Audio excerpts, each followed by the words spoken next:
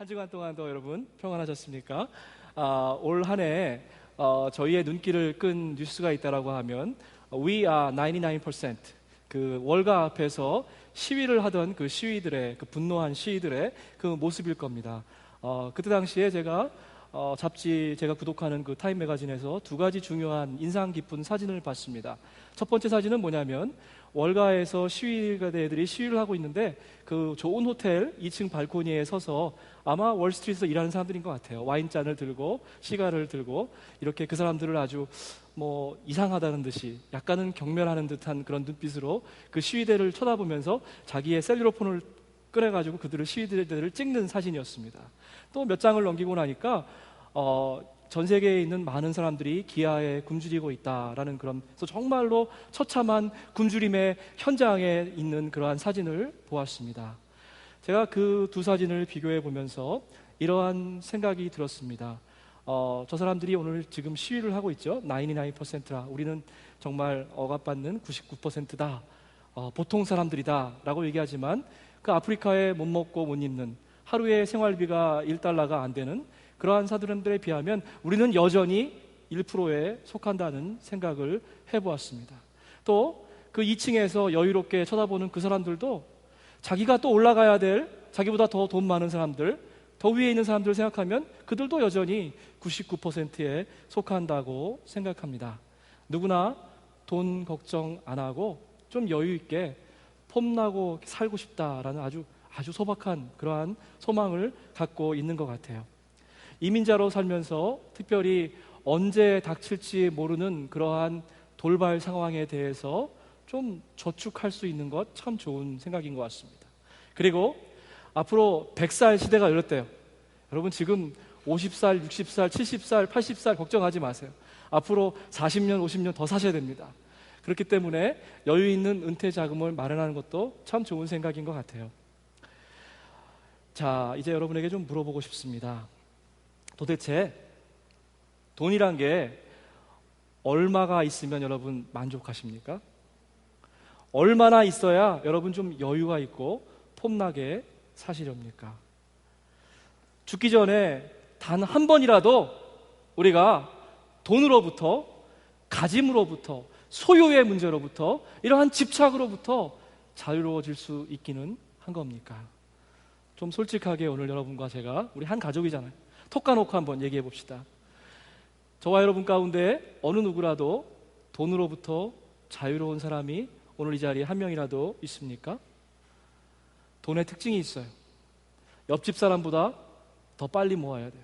그리고 옆집 사람보다 더 많이 모아야 돼요. 이게 돈의 특징인 것 같습니다. 처음에는 꼭 필요해서 돈을 벌고 저축합니다.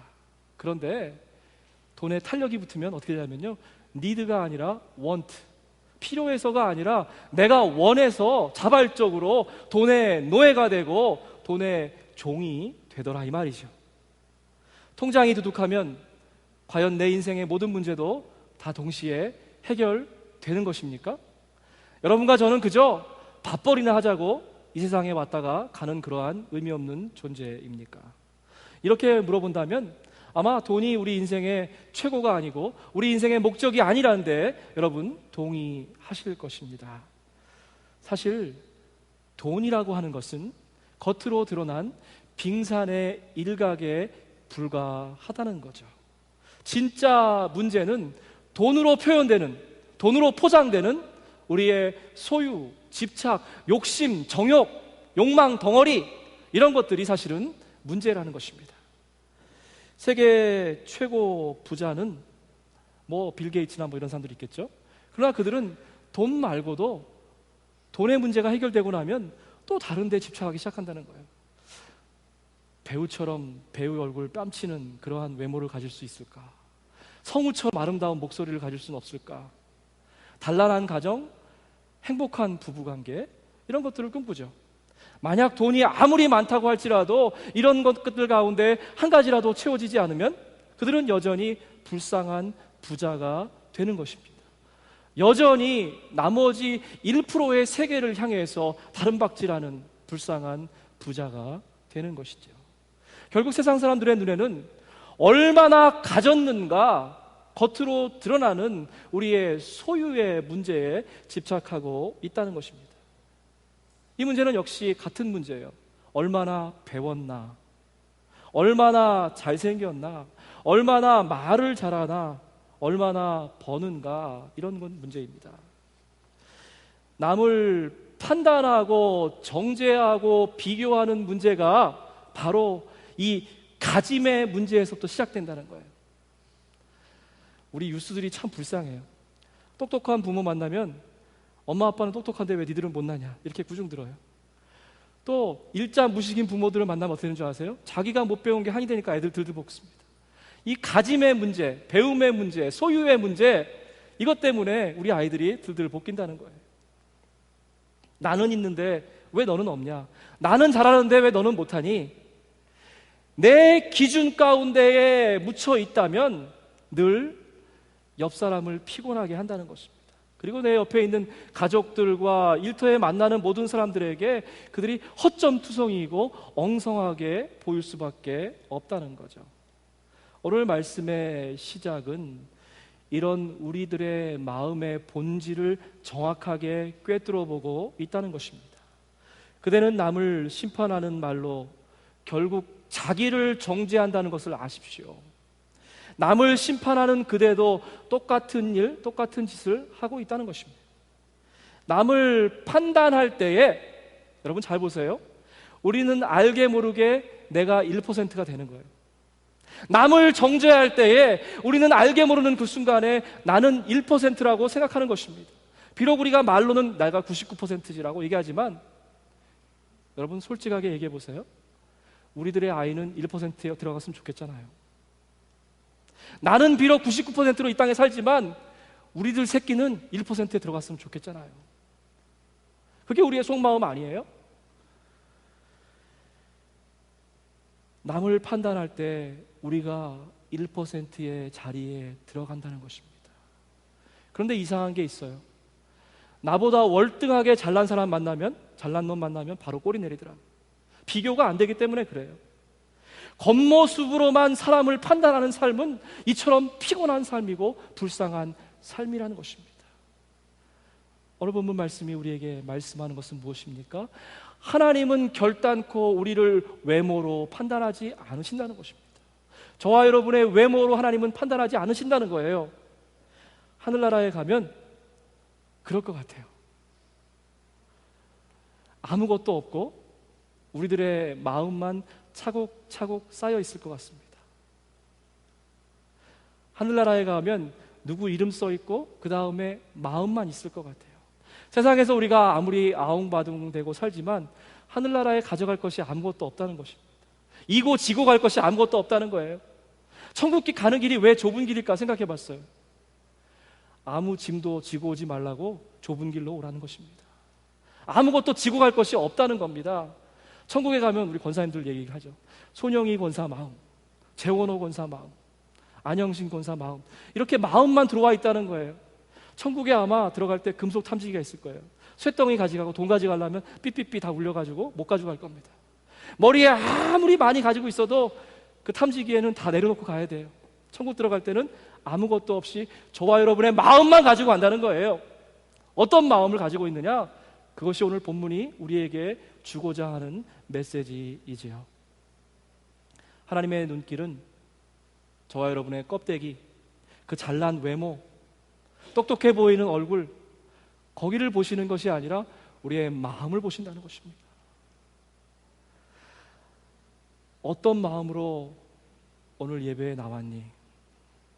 어떤 마음으로 찬양하고 기도하는가?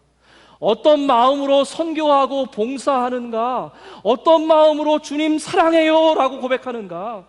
하나님께서는 저와 여러분의 마음을 보신다는 것입니다. 하나님이 기뻐하시는 두 가지 마음이 있습니다. 첫 번째는 상한 마음, a broken spirit, broken spirit. 우리의 마음이 상한 마음을 얘기하는 겁니다. 여러분, 상한 마음이 뭐예요? 찢어진 마음입니다. 짓밟힌 마음입니다. 크러쉬된 마음이에요. 근데 우리가 오해하는 것이 있어요. 열심히 살아보려고, 더 가져보려고 막 아둥바둥대고 열심히 하다가 힘들고 지쳐서 쓰러졌어요. 그런 마음은 상한 마음이 아니에요. 지치고 쓰러진 불쌍한 마음입니다. 상한 마음은 크러쉬된 마음이에요. 부서진 마음입니다. 하나님께서 구하시는 제사는 상한 심령이라 하나님이여 상하고 통회하는 마음을 주께서 멸시치 아니하시나이다. 표준세 번역은 이 말씀을 좀 더 적나라하게 번역했습니다. 하나님께서 원하시는 제물은 찢겨진 심령입니다. 오 하나님, 나의 찢겨지고 짓밟힌 마음을 멸시치 마시옵소서. 하나님이 기뻐하시는 제사는 산제사예요. Living Sacrifice. 이 산제사라고 그러니까 하나님께서 무슨 회를 좋아하시는 줄 알고, 그게 아니에요, 여러분. Living Sacrifice는 그런 말이 아닙니다. 우리의 살아있지만, 여러분의 겉모습 멀쩡히 살아있지만 우리의 영혼이 크러쉬 된다는 말이에요. 짓밟힌다는 말이에요. 예수님께서 십자가에 달리실 때에 산제사가 되셨습니다. 감람산에서 기도하실 때에 성경에 뭐라고 기록되어 있어요? 땀방울이 핏방울처럼 떨어졌다. 예수님 마음 너무 고통스러우셔서 그 마음이 크러쉬 됐던 거예요. 감람산에서 기도하셨는데 아마 그 마음이 감람류를 짜는 것처럼, 여러분 기름 짜보셨어요? 기름 짜보셨어요? 그런 것처럼 예수님의 마음이 크러쉬 됐을 거예요. 그게 상한 마음이라는 겁니다. 여러분, 우리 욕심 채우려고 내 뜻대로 뭐 잘해보려고 하다가 실망하고 좌절하고, 그리고 내 마음이 언짢고 실패하고, 그런 게 상한 마음이 아니에요. 상한 마음은 우리의 영적인 상태를 말하는 겁니다. 저와 여러분의 마음이 주님 앞에서 파산 신고한 것, 완전히 브로큰된 것, 그것이 바로 상한 마음. 우리 지원자매가 뉴욕에서 다니던 교회가 뭐예요? Broken Builders. 교회 이름 잘 졌어요. 상한 마음을 세우는 그런 교회, 상한 마음들이 모여서 상한 마음을 세우고, 그런 교회 참 좋습니다. 아마 예수님도 감람산에서 기도하실 때 오늘 우리가 불렀던 똑같은 찬양을 들었을 거예요. 마음이 상한 자를 고치시는 주님, 하늘의 아버지 날 주관하옵소서. 의에 줄이고 목마르노니 성령으로 채워주옵소서. 의에 줄이고 목마르니 내 영혼을, 내 잔을 채워주시옵소서. 상한 마음은 여러분 빈 마음이에요. 제가 여러분에게 힌트를 드릴게요. 어떻게 상한 마음 제사를 드릴 수 있을까? 상한 마음은 빈 마음이에요. 빈 잔이에요. 빈 그릇이에요. 하나님께 올려드리는 빈 그릇입니다. 성령님이 오시지 않고는 내 가운데에 만족이 없습니다. 기쁨이 없습니다. 오늘 찾아와 주시옵소서. 성령의 기름을 부어 주시옵소서 라고 얘기하는 것이 상한 마음이에요. 상한 마음은 하나님 한 분만을 의지하는 마음입니다. 내 판단, 내 경험, 내 노력, 내 실력을 의지하지 않고 하나님 한 분만을 의지하는 것이 바로 상한 마음이죠. 먼저 그의 나라와 그의 의를 구하는 마음입니다. 의에 줄이고 목마른 마음이 바로 상한 마음입니다. 성령의 생수가, 성령의 기름이 내 잔에 가득 채워지는 것을 원하는 것이 바로 성령의 마음, 상한 마음인 거죠. 하나님께서는 상한 마음을 원하십니다. 찢겨진 심령의 제사를 원하시죠. 두 번째로 하나님께서 원하시는 마음이 있는데, 그것은 자원하는 마음입니다. 하나님이 싫어하는 마음이 있어요. 옆구리 찔러서 절하는 마음 싫어하세요. 겉으로는 웃으면서 속으로는 아까워서 속이 새카맣게 타들어가는 마음 하나님이 싫어하세요. 그런 마음은 찢어진 마음이 아니라 깨진 마음이에요. 하나님께서 은혜를 부어주시려고 해도 그 그릇이 깨져서 줄줄 새는 마음이에요. 은혜를 아무리 폭포수처럼 부어주셔도 아까워하는 마음, 옆구리 찔러서 하는 마음은 뭐예요? 깨진 마음이라 이 말이에요. 주의 구원의 즐거움을 내게 회복시키시고 자원하는 심령, a willing spirit, 자원하는 심령을 나에게 주사 나를 붙드소서. 표준세 번역은 또 이렇게 번역합니다. 제가 이 말씀을 읽다 큰 은혜 받았어요.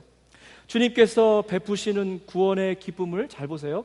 내게 회복시키시고 나를 지탱할 수 있도록, 내가 상한 심령으로 계속 서 있을 수 있도록 자원하는 심령을 허락하시옵소서. 그 원문의 뜻은 이렇습니다. 내가 하나님 앞에서 계속 서 있을 수 있도록 나에게 자원하는 심령을 허락하여 주옵소서. 우리가 오해하는 것이 있는데, 자원하는 심령을 드리면 하나님이 좋아하신다는 거예요. 맞습니다. 더 중요한 것은 뭐냐면 자원하는 그 심령 때문에 우리가 복받는다는 거예요. 자원하는 그 심령 때문에 내가 하나님 앞에 온전히 서 있을 수 있다는 것입니다. 다른 사람의 눈을 의식하는 마음은 뭐예요? 자원하는 마음일까요? 아닐까요? 아니에요. 자원하는 마음은 누가 보든지 보지 않은 간에 하나님 앞에 신실하게 서 있는 것입니다. 어제나 오늘이나 내일이나 똑같은 마음이 자원하는 마음이에요. 자원하는 마음은요, 여러분, 한결 같은 마음이에요. 참, 우리 한국말이 참 멋있어요. 한결 같은 말은 무슨 말이에요? 결이 없다는 말이에요. 갈라진 게 없다는 거예요. 한결 같다는 말은 무슨 뜻이냐면, 국어 공부 좀 합시다. 결이 없다는 거예요. 우리 마음에 결이 없다는 거예요. 통으로 하나님께 우리의 마음을 내어드린다는 말이에요. 여러분의 마음이 통째로 하나님께 내어드린다는 말이 바로 한결 같다는 말입니다. 그 말이 바로 자원하는 심령이다, 이 말이에요. 역시 여러분에게 좀 물어봅시다. 혹시 여러분 마음 가운데 금이 갔어요? 드려야 될까 말아야 될까 고민하십니까? 나의 소중한 것, 이것을 하나님과 교회를 위해서 드려야 될까 말아야 될까 고민해요? 그것은 금이 간 마음, 한결같지 않은 마음입니다. 하나님께서 기뻐하지 않으시는 마음이죠. 오직 주님만 바라보기 원합니다. 믿음의 주여 온전케 하시는 일을 바라보자. 여러분, 주님만 바라보는 마음이 바로 자원하는 마음입니다. 이따 우리 결단 찬양할 때 이런 찬양을 할 겁니다. 세상이 흔들리고 사람들은 변해도 나는 주를 섬기리. 믿음이 흔들리고 비록 사람들은 주님을 다 떠나도 나는 주님만을 섬기리. 오직 의인은 믿음으로 살리라. 믿음만으로 살리라. 로마서의 주제예요, 여러분. 믿음으로 살리라. 하박국 선지자가 얘기했던 그 바로 믿음으로 살리라 하는 로마서의 주제인 것입니다. 여러분, 좀 하나님 앞에서 우직해졌으면 좋겠어요. 묵직해졌으면 좋겠어요. 여러분, 제가 요즘 살이 나가니까는 참 좋더라고요. 사람이 좀 묵직해지는 것 같아요. 하나님 앞에서 좀 진중해지고 묵직해졌으면 좋겠습니다. 여러분의 마음이 하나님 앞에 하나님의 그 영적인 저울에 달아보기에 좀 묵직했으면 좋겠어요. 이랬다 저랬다 조변 섞기 하는 것이 아니라 하나님 보시기에 야, 참 너는 좀 믿을 만한 놈이다. 사랑하는 딸아, 아들아, 내가 너를 믿노라. 내가 너를 사랑하노라. 내가 너를 축복하노라. 이렇게 말씀하실 정도로 여러분의 마음의 무게가 좀 묵직하게 좀 달아갔으면 좋겠습니다. 시험이 오고 환난이 오면 자꾸만 세상 돌아보고 주님 돌아보지 않고 우리의 마음이 둘로 쪼개지고 우리의 마음이 가벼워지고 그래서 결국은 그 세상 풍파에 날아가 버리는 그런 것이 아니라 저와 여러분의 마음이 주님 보시기에 묵직한 마음, 좀 무거운 그런 마음이었으면 좋겠습니다. 얄팍하게 이리저리 흔들리는 마음, 여기저기 세상에 줄 서는 마음, 그런 마음 버리고 주님 앞에 좀 우리가 진중한 마음 갖기 원합니다. 주님만 붙잡고 나가십시다. 꼭 20년 전에 클린턴이 대통령 후보로 나왔을 때 이러한 얘기를 했습니다. 진짜 문제는 경제야, 이 바보들아. 이런 얘기를 했습니다. 수많은 유권자들이 경제가 이제 곧 회복되고 아메리칸 드림이 다시 살아날 거라고 생각했습니다. 그러나 20년이 지난 지금 여전히 우리가 살고 있는 미국은 경제의 문제에 시달리고 있습니다. 다시 얘기하자면 돈 문제죠. 매일매일 살면서 우리는 하나님이냐 돈이냐, 여러분 좀 유치하지만 이 양자택일의 문제 앞에 서 있다는 거예요. 하나님이냐 더 배울 것이냐, 하나님이냐 나의 삶이냐, 여러분 이 가운데에 서 있다는 겁니다. 돈을 버는 사람들은 더 빨리 더 많이 벌려고 해요. 공부하시는 분들은 뭐예요? 더 빨리 학위 마치고 더 좋은 직장 잡으려고 해요. 모든 것이 다 이 빨리 많이의 문제와 관계되어 있다는 것입니다. 양자택일적인 질문 같지만 이 문제를 좀 더 영적인 질문으로 트랜슬레이트 해볼 필요가 있습니다. 하나님이 오늘 내게 주신 나의 삶의 진정한 목적은 무엇인가? 여러분, 이렇게 물어보면 문제를 해결하려고 발버둥 칠 필요가 없어요. 문제가 바뀌면 우리의 삶의 문제들이 해소되어지는 것입니다. 더 이상 문제거리가 되어지는 것이 아니에요. 문제는 마음인 것입니다. 돈이 문제가 아니고 뭘 많이 가져서 뭘 많이 배워서 그런 것이 문제가 아니라, 비교하는 것이 문제가 아니라, 결국 문제는, 진짜 문제는 우리의 진짜 마음이라는 거예요. 하나님 앞에 내가 어떠한 마음으로 오늘 나왔는가 이라는 것입니다. 돈의 노예가 되는 것이 아니라 돈을 잘 다스리고 잘 사용할 수 있는 선한 청지기가 된다면 되는 거예요. 여러분, 이 포인트를 잘 이해하시기 바랍니다. 돈이 필요 없다는 것이 아닙니다. 돈을 많이 벌지 말라는 것이 아닙니다. 어떠한 마음으로 돈을 다스릴 것인가가 문제라는 거예요. 여러분, 많이 배우지 말라는 것이 아니에요. 선한 일을 많이 하시기 바랍니다. 그러나 내 마음이 지금 어떠한 마음으로 그런 일들을 하고 있는가가 중요하다는 겁니다. 우리 교회에 있는 30대 엄마들도 마찬가지인 것 같아요. 완벽한 아내도 돼야 되고 또 동시에 완벽한 엄마가 되는 그러한 신드롬에 시달리고 있습니다.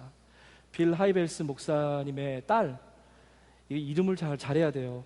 샤우나 니코스트인데, 저는 처음에 보고 사우나를 좋아해서 이 여자분이 사우나인 줄 알았는데 샤우나 니코스트인데, 이분이 책을 썼어요. 한국말로 이렇게 번역되어 있습니다. 괜찮아, 다 잘하지 않아도. 이 말이 얼마나 위로가 되는지 모르겠어요. 우리 인생 가운데에 달콤한 순간도 있고 씁쓸한 그런 패배의 순간도 있다는 것입니다. 이 글에서 그런 말이 나옵니다. 삶이 달콤할 때는 감사하며 축복하라. 삶이 씁쓸할 때는 감사하며 성장하라. 여러분, 키워드가 뭐예요? 감사라는 것입니다. 우리에게 닥친 삶의 순간들이 어떠한 걸지 몰라도, 지금 여러분이 어떠한 상황에 처해 있을지 몰라도 일단 먼저 감사라는 것입니다. 그리고 그것이 달콤한 것이라면 함께 축복하고 기뻐하면 됩니다. 그것이 씁쓸한 것이라면 여러분에게 주어진 광야의 시간, 성장의 시간으로 삼으면 된다는 것입니다. 여러분에게 말씀을 마치면서 한 가지 질문을 드리고 싶습니다. 사랑하는 성도 여러분, 여러분의 마음은 어떤 마음이십니까? 하나님이 보시기에 여러분의 마음은 지금 어떠한 마음이십니까? 세상 사람들은 속일지 몰라도 하나님한테는 절대로 눈 가리고 아웅할 수 없다는 걸 여러분 기억하시기 바랍니다. 여러분의 마음은 어떠한 마음입니까? 하나님께서 기뻐 받으시기에 합당한 산 제사의 마음, 상한 마음, 찢겨진 마음, 짓밟힌 마음, 그리고 남을 의식하지 아니하고 하나님만 바라보는 한결같은 자원하는 그러한 마음을 가지시기를 주님의 이름으로 축복합니다. 아멘. 함께 기도하겠습니다. 아버지 하나님, 감사합니다. 오늘 다시 한번 저희의 마음의 영혼에 진찰기를 대고 저희의 마음속 깊은 곳을 살펴보게 하시니 감사합니다. 하나님보다 더 사랑했던 것, 이 시간 끊게 하시옵소서. 하나님이 아닌데 하나님인 줄 착각하고 경배하고 예배했던 잘못된 것들 내려놓게 하시옵소서. 하나님, 다시 한번 우리 마음 가운데에 상한 심령을 허락하여 주시고 꺼져가는 촛불도 끄지 아니하시고 상한 갈대를 꺾지 아니하시는 하나님의 자비를 기대하게 하여 주옵소서. 하나님, 우리 마음 가운데 다시 한번 자원하는 마음, 하나님을 향한 뜨거운 사랑의 마음을 이 시간 회복하여 주시옵소서. 감사하옵고 예수님의 이름으로 기도하옵나이다.